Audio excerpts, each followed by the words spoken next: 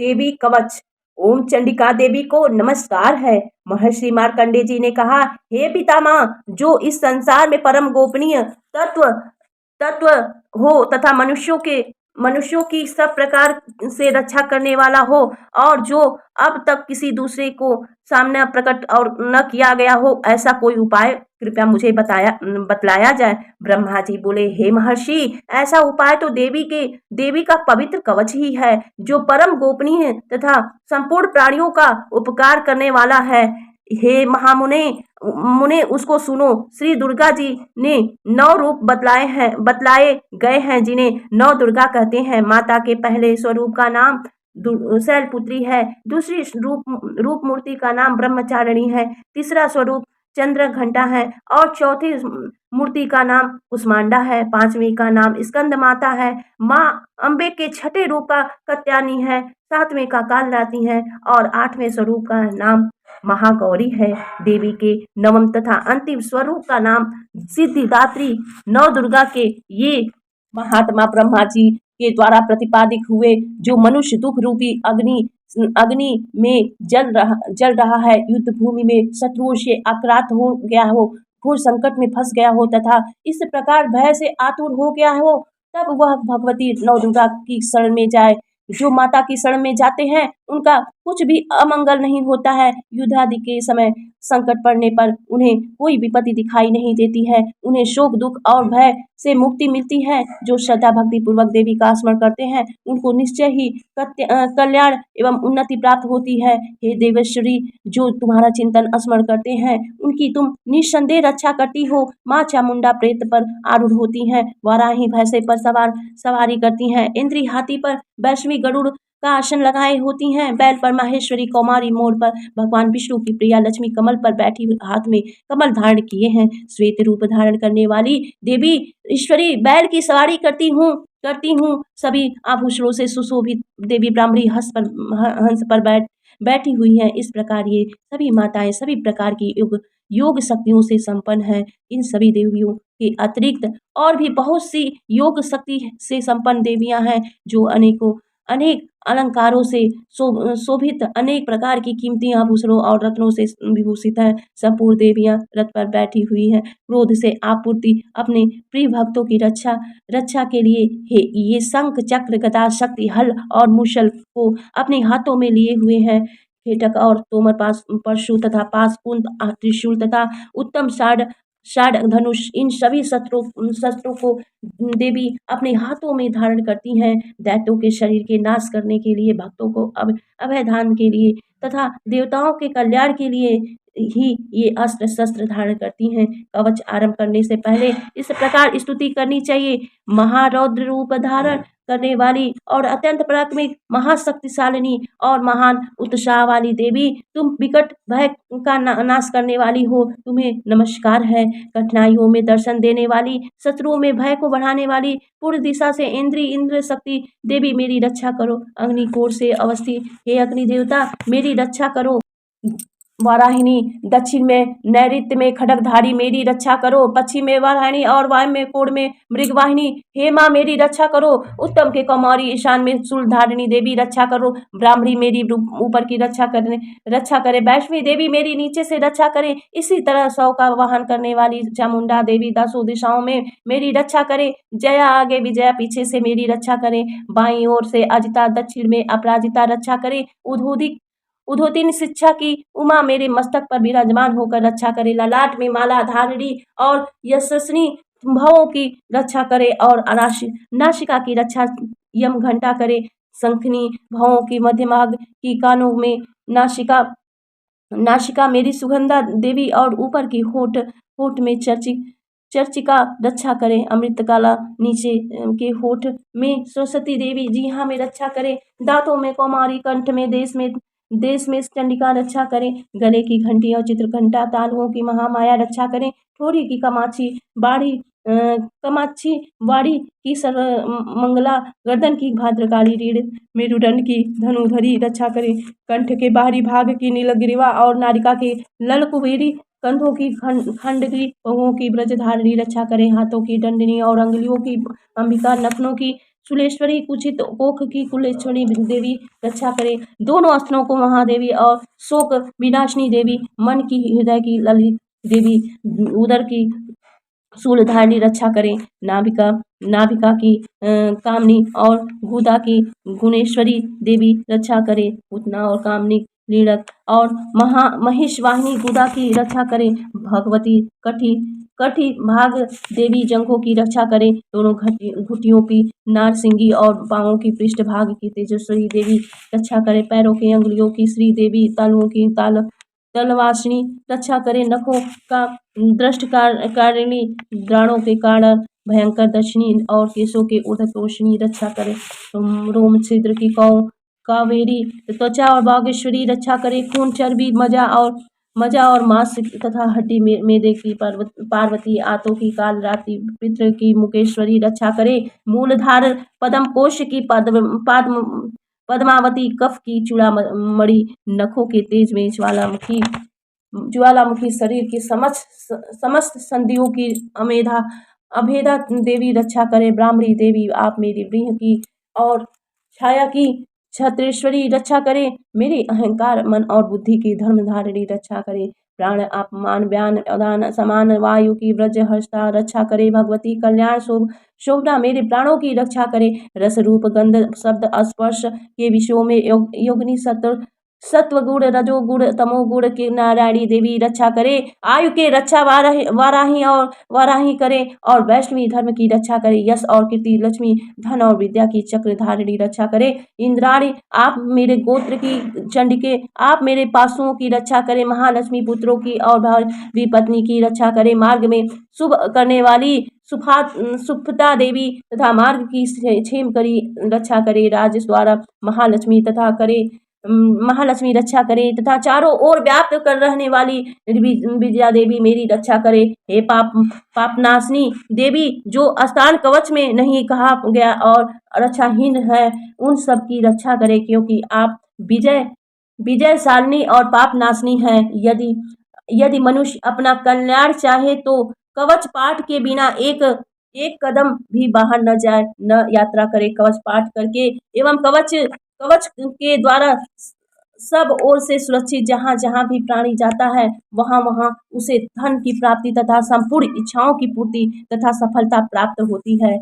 वह जिस अभिष्ट वस्तु का चिंतन करता है, उसको मनुष्य प्राप्त करता है। मनुष्य कवच के द्वारा पृथ्वी पर परम ऐश्वर्य को पाता है। कवच में सुरक्षित मनुष्य निर्भय हो जाता है, युद्ध में पराजय नहीं होती है, वह तीनों लोकों में पूज्य होता है। देवी का यह कवच देवताओं को भी दुर्लभ है। जो मनुष्य प्रतिदिन तीनों संध्या में श्रद्धा भक्ति पूर्वक इसका पाठ करता है, उसे देवी कला प्राप्त होती है तथा वह तीनों लोकों में पराजित नहीं होता है। अकाल मृत्यु के भय से रहित होकर 100 वर्षों तक मृत्यु लोक से आनंद पूर्वक जीवित रहता है। उसके मकड़ी, चेचक और कोढ़ आदि संपूर्ण रोग नष्ट हो जाते हैं। कनेर, भाग, अफीम, धतूरे आदि स्नावर, विष, सांप और बिच्छू आदि के काटने से चढ़ा हुआ जख्म, विष तथा अफीम और तेल के सहयोग से बनने वाली कृत्रिम विष, यह सभी प्रकार के विष दूर हो जाते हैं, उनका कोई प्रभाव नहीं होता है। मारना, मोहनादि समस्त अभिचारिणी प्रयोग और यत्रों मंत्रों से होने वाले अरिष्ट प्रभाव, ये सब कवच के हृदय में धारण कर लेने पर उस मनुष्य को देखते ही दूर हो जाते हैं। यही नहीं, पृथ्वी पर विचरण करने वाले ग्राम देवता, आकाशचारी देव, विशेष जल से उत्पन्न एवं उपदेश मात्रा में सिद्धि निम्न कोटि के देव, जन्म के साथ प्रकट होने और कुल में उत्पन्न हुए कुल देवता, माला, कंठमाला आदि तथा डाकनी, शाकनी, आकाश में विचरण करने वाली महाबली डाकनियां उस मनुष्य को देखते ही भाग जाती हैं। ग्रह, भूत, पिशाच, यश, गंधर्व राक्षस, ब्रह्म राक्षस, बैताल, कूष्मांडा और भैरव आदि अनिष्ट कारक देवता भी हृदय में कवच धारण किए रहने पर उस मनुष्य को देखते ही भाग जाते हैं। कवचधारी पुरुष राजा से सम्मान और वृद्धि प्राप्त करता है और उसके तेज के वृद्धि होती है। और जो कवच का पाठ करके अपनी सप्तशती चंडी का पाठ करता है, उसकी यश और कीर्ति में वृद्धि होती है। इस प्रकार के मनुष्य की पृथ्वी की आयु पर्यंत पुत्र, पौत्र आदि वंश परंपरा बनी रहती है। महामाया की कृपा से वह उस नित्य परम पद को प्राप्त करता है जो देवताओं के लिए भी दुर्लभ है। वह परम दिव्य स्वरूप को प्राप्त करता है और कत्यामयी शिव जी के साथ परमानंद का भागी होता है। बोलिए प्रेम से, बोलिए माता रानी की जय। तो दोस्तों, इसके पहले आप लोगों ने कवच पाठ सुना होगा, क्योंकि देखिए जब भी पाठ करिए सप्तशती पाठ का तो ये सारे अध्याय करके ही तब पाठ पे ओम चंडिका देवी को नमस्कार है। महर्षि मार्कंडेय जी कहते हैं, जयंती मंगला काली भद्रकाली कपालिनी दुर्गा क्षमा शिवा धात्री स्वाहा और स्वदा। संसार में इन नामों से प्रसिद्ध हे माता जगदम्बे तुम्हें मेरा नमस्कार है। देवी चामुंडे तुम्हारी जय हो। संपूर्ण प्राणियों के दुख और पीड़ा हरने वाली देवी को मेरा तुम्हारी जय हो। सब में व्याप्त रहने वाली देवी तुम्हारी जय हो। कालरात्रि तुम्हें नमस्कार है। मधु और कैटभ दैत्यों को मारने वाली तथा ब्रह्मा जी को वरदान देने वाली देवी तुम्हें नमस्कार है। तुम मुझे आत्मज्ञान दो, मोह पर विजय पाने की शक्ति दो, यश दो, मोह भंग तथा ज्ञान प्राप्ति रूप यश दो और काम क्रोध आदि शत्रुओं का नाश करो। महिषासुर का विनाश करने वाली तथा भक्तों को सुख देने वाली देवी तुम्हें नमस्कार है।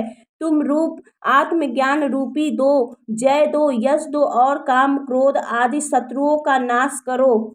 बीज का वध और चंड मुंड का विनाश करने वाली देवी हमें रूप दो, जय दो, यश दो और काम क्रोध आदि शत्रुओं का नाश करो। शुभ और निशुभ तथा ध्रुम लोचन का नाश करने वाली देवी आप हमें रूप दो, जय दो, यश दो और काम क्रोध आदि शत्रुओं का नाश करो। वंदनी चरणों वाली सबको सौभाग्य देने वाली देवी तुम दो, जय दो, यश दो और शत्रु का नाश करो। हे देवी तुम्हारे रूप और चरित्र अद्भुत है और तुम शत्रुओं का नाश करने वाली हो। हमें रूप दो, जय दो, यश दो और शत्रु का नाश करो। पापों का नाश करने वाली चंडिके भक्ति से विनीत हुए प्राणियों के लिए रूप दो, जय दो, यश दो और काम क्रोध आदि शत्रुओं का नाश करो। व्याधि का नाश करने वाली चंडिके भक्ति पूर्वक तुम्हारी अर्चना करने वालों को रूप दो, जय दो, यश दो और शत्रु का नाश करो। हे चंडिके इस संसार में जो भक्ति पूर्वक तुम्हारी पूजा करते हैं उनको रूप दो, जय दो, यश दो और शत्रु का संहार करो। मुझे सौभाग्य और आरोग्य दो और परम सुख दो। रूप दो, जय दो और शत्रु का नाश करो। मेरे शत्रु का नाश करो और मुझे अधिक बल दो। रूप दो, जय दो, यश दो और कामादि शत्रुओं का नाश करो। हे देवी मेरा परम कल्याण करो और अधिक धन दो। रूप दो, जय दो, यश दो और सभी शत्रुओं का संहार करो। सुर और असुरों के सिर रत्नों से स्पर्शी चरणों वाली अंबिके देवी रूप दो, जय दो, यश दो और शत्रु का नाश करो।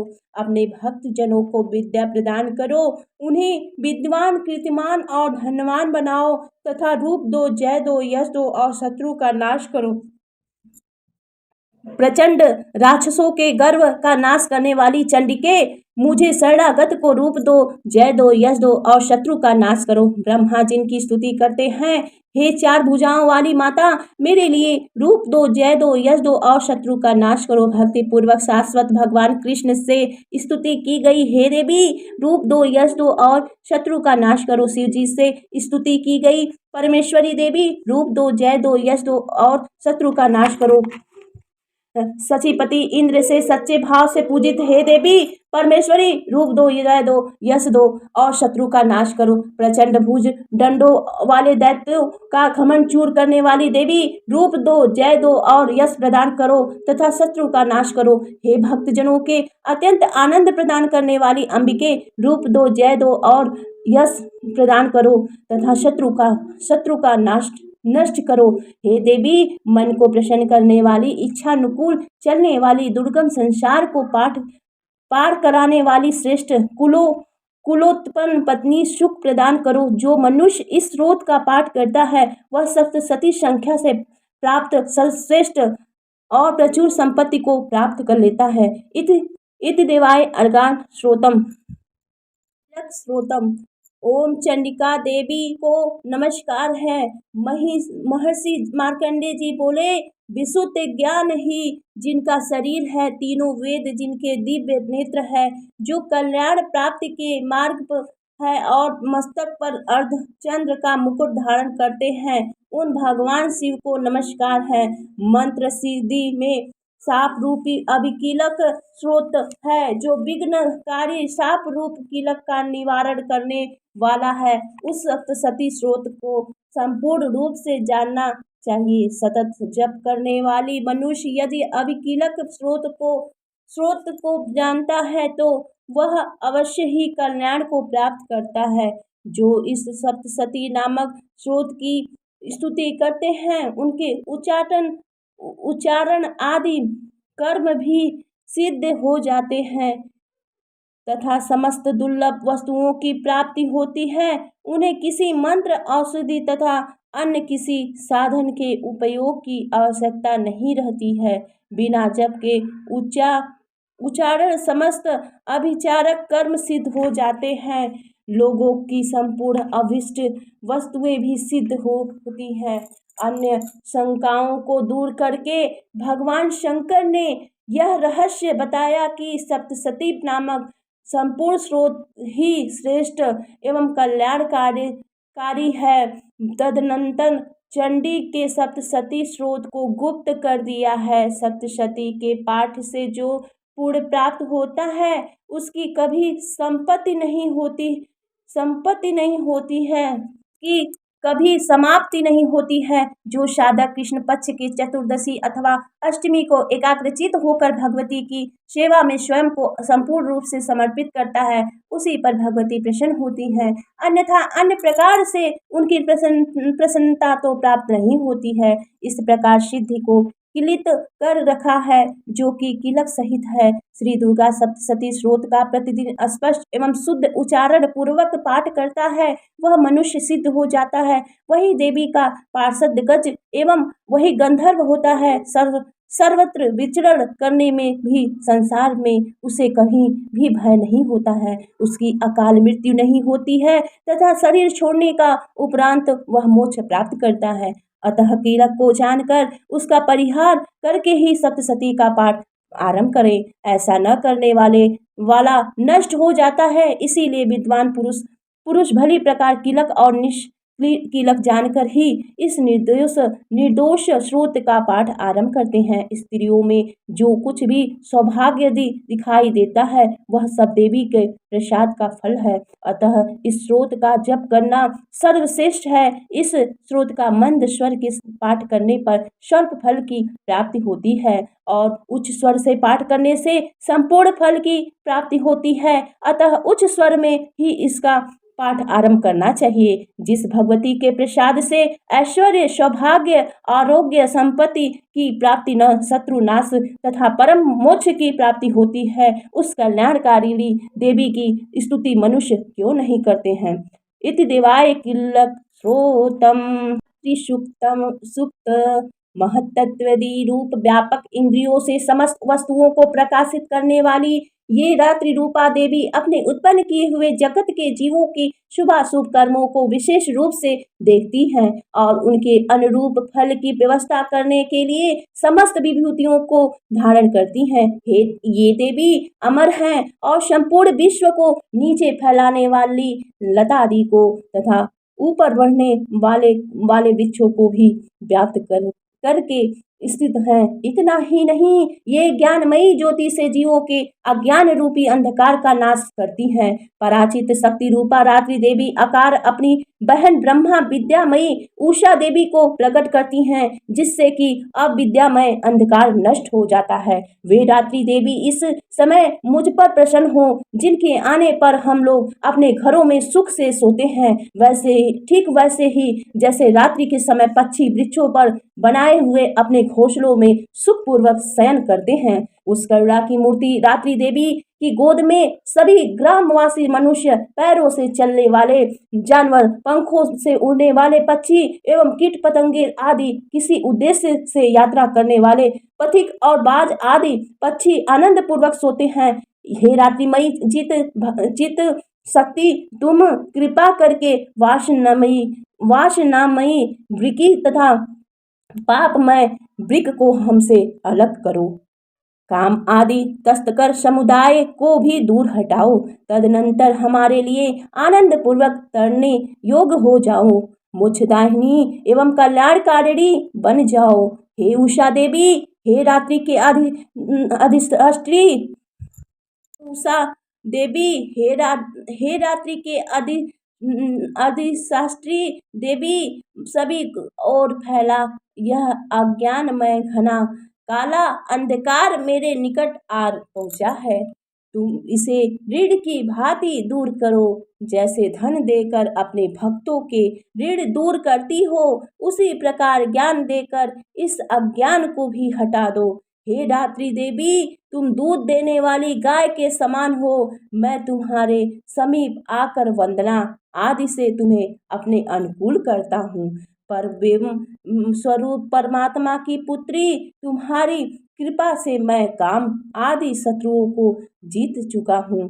तुम व्योम की भांति मेरे इस हविष्य को भी ग्रहण करो। जय माता जी।